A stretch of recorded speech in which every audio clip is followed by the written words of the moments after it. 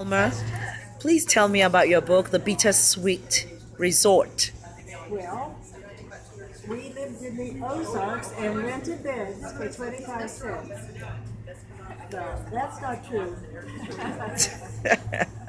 We had a resort and we rented cottages for $11 to $17 a day.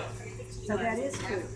This was in 1971 and we were there for 11 years.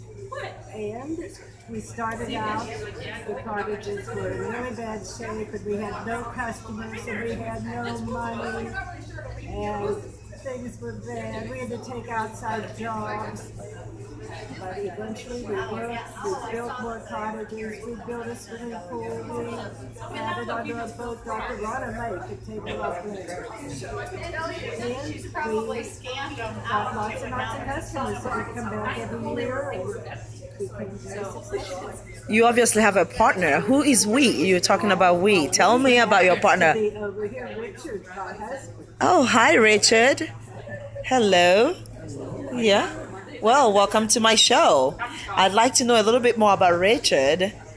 Tell me a little bit more. Tell me, you're the one who wrote the book, right? Well, this will be a synopsis about Richard. It says right down here, Thelma Ray lives in Phoenix and endures 59 years of marriage to Dick. Wonderful. Okay. It has been a struggle.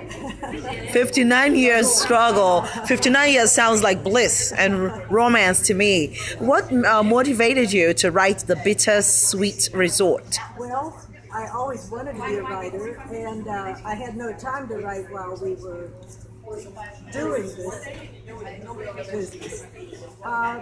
But then I started writing it, and I actually wrote it for about 16 years. I wrote it and rewrote it and rewrote it and tried to get it published, and I couldn't. But just this month, I finally decided that it's going to be done. I'm going to be the one that's going to have to do it. So here it is. And I'm very proud of it. Congratulations. Where can I find your books? Is it on Amazon or Barnes & Noble? It is on Amazon and Kindle. And it is here at Dog-Eared Books, Dog-Eared Pages. Yes, where Anna Questley, who is also a writer, is the sponsor of today's event. And today's April 30th. It's called Author Palooza. What do you think about this event? I think it was fun. It was my first time. I didn't know what to expect, but I learned a lot, met some nice people, sold some books, and what's not to like? Great. What motivated you to start this fantastic book called The Bittersweet Resort? Well, it was in me. I had saved all the papers, I'd saved the reservation books, I'd saved photographs and newspaper clippings, and I just was ready to write it. Wonderful. What is this about? Raising the Dead? This was published in a local magazine, and it's about a man who kept his dead mother frozen for 56 days in a Kenmore freezer, trying to resurrect her. Oh, really? Yes. It didn't work. It didn't work. Is this the freezer right down there? Well, that's a little sketch of it. Oh, the sketch of the freezer. And it didn't work. And what did he do after that? Eventually, he buried her, but the cemeteries down there didn't even want her buried there because it was so sacrilegious. And but eventually, he found a cemetery that would take her, and he buried her. It was on national TV. It was on the Today Show. It's such an unusual story. Yes.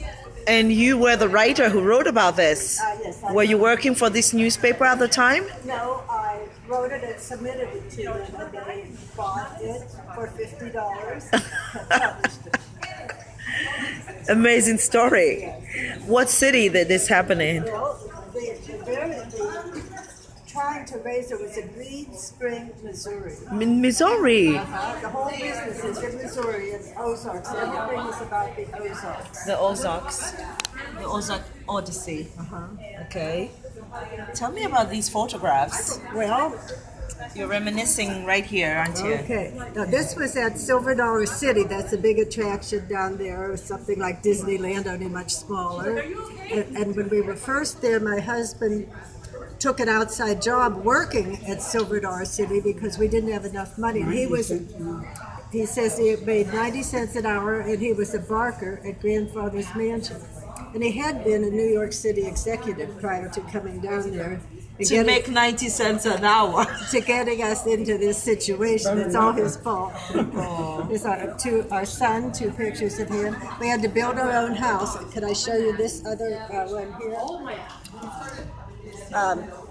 When we moved there, this foundation was there, and we had the house built, and we finished it ourselves. We moved inside when it was just 2x4s. Really? And here's our children at Christmas, and you can see the walls aren't finished. That's just the spackling on the drywall, and up here in the ceiling. And then we had a nice poster made of the resort. And we built a new swimming pool, and this is the interior of some of our cottages. We made it very, very nice, and eventually it became very popular.